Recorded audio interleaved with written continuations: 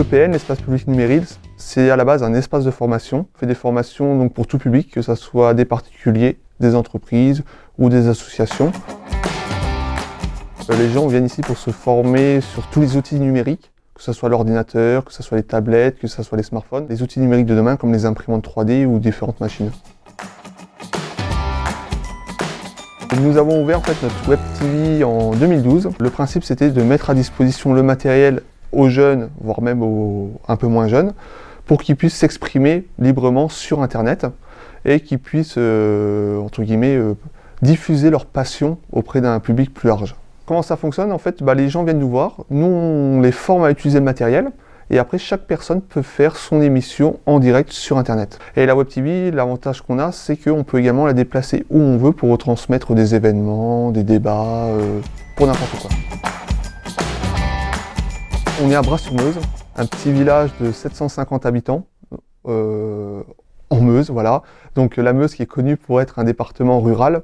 Je le vois ici, il y a même des personnes qui viennent seulement utiliser le matériel parce que chez eux, ils n'ont pas du tout de connexion Internet, ils ont très peu, ils ne peuvent même pas ouvrir un mail. Donc pour moi, Internet, c'est un modèle qui va pouvoir aider économiquement les zones rurales. On va pouvoir avoir une plus grande attractivité. La commune de Bras-sur-Meuse a eu son 5e arrobase depuis quelques semaines. C'est la seule commune de France de moins de 1000 habitants qui a eu 5 arrobases. Le Numéripôle qui est situé à Bras-sur-Meuse, en fait, c'est un peu l'endroit référence, on va dire, du bassin verdunois. Et c'est-à-dire que les gens qui viennent ici, on va dire, viennent pratiquement d'un rayon de 20 à 30 km. Donc on a un petit peu le lieu référent de tout ce qui est dédié en fait aux nouvelles technologies. Alors en fait, souvent donc, le planning de formation va être fait selon ce que les gens ont besoin. On organise ce qu'on appelle un espace de discussion tous les mois, où les gens peuvent dire, voilà, moi j'ai besoin de ça, tiens, il y a ça qui est sorti, je ne sais pas ce que c'est, est-ce qu'on peut faire une formation là-dessus? Donc c'est vrai qu'on est très à l'écoute en fait, des personnes dans le développement de nos activités.